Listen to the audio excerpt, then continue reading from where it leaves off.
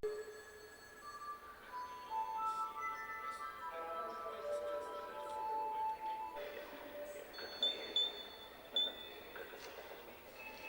neka estetika nadzora uključena. Mislim, radi se o tome da smo probali te stvari zapravo na neki način naglašeno dati kako se kaže, na uvid, da bi u stvari probali prosto otvoriti prostor za neko razmišljanje šta to znači da se nas toliko snima, šta to znači da se nas na protestima, na primjer, snima i da na osnovu toga što je neko imao, ne znam, belu kapu, se ga može kasnije identificirati, iako, na primjer, se nikad nije zvanično identificirao s nekim osobnim dokumentom i tako dalje. U tom smislu je taj neki prenos, taj neki refleksija te estetizacije, nasilja, nadzora, neoliberalizma, na taj način. Da li smo to uspjeli uraditi, makar i na jedvite jade što se tiče tih dovoljenja raznih i tih. Ali recimo, drugdje nam nije uspjelo to uraditi,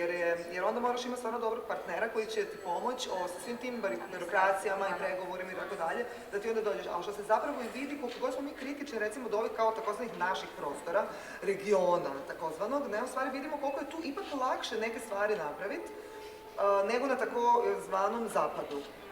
Recimo, ne znam, u Londonu ili u Beču je to prosto skoro da nemoguće. Tako, mislim, ne samo da je nemoguće, ne samo da je realno nemoguće, nego je nemoguće u glavama ljudi. Niko se o tome niti ne pita, jer to se prosto tamo ne radi. Galerije postoje, pa izvolite tamo.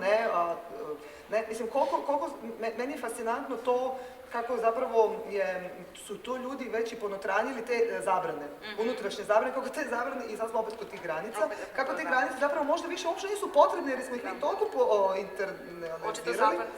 da to samo funkcionira, već nema potrebe, mislim. Do toga da je jedna mogućnost samo ukidanja, što je po svoje nije nešto novo, ali u drugoj strani je to neka ta, to je sad jedna mogućnost, to sad govorim malo u grubom, i druga mogućnost je u stvari neko drugačije razumevanje umjetnosti, u smislu da ako izlazimo iz te pozicije da zagovaramo emancipaciju, jednakost i tako dalje, i da se suprotstavljamo tom identitetnom teroru, da onda i na umjetnost moramo gledati, i na umjetnost na neki način iz toga izlazi, moramo gledati kao na nekakav fenomen koji nije više ono na što smo navikli. Dakle, umjetnost koja je drugačija od umjetnosti koju poznajemo. Dakle, to je neki taj pomak. I to sad znači razumevanje tog sistema umjetnosti kao jako problematičnog sistema koji je zaista sasvim neoliberalni koncept i koji je možda jedan od najvažnijih tih promotora tog neoliberalnog stanja, i iako na prvi pogled možda izgleda naivno i kao neka marginalna pojava koja je tu negde usput, možda kao neka na nekom mikronivou funkcionira uz svu tu ekonomiju kao takvu, se meni barem čini da ima mnogo važniju ulogu u smislu da ima taj veliki, dakle ta neoliberalni umjetnički sistem ima jako veliki potencijal neutralizacije kritičnosti zapravo u društvu kao nekoj cjelini. I mislim da to zaista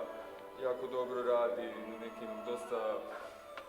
na neki način perfidnim metodama koje nisu toliko vidljive na prvi pogled, ali i onda iz toga izlaze svi ti procesi gentrifikacije i mnogi drugi. Sve to je povezano s problemom prekernosti koji je sve veći i veći, mislim zapravo na globalnom nivou, ne samo na zapadu i tako dalje. Uglavnom to pitanje kritične umjetnosti je za mene jako zanimljivo i dosta se tim pitanjem bavim u nekim raznim kontekstima, a recimo ovaj problem identiteta i tog identitetnog terora u vezi sa ovom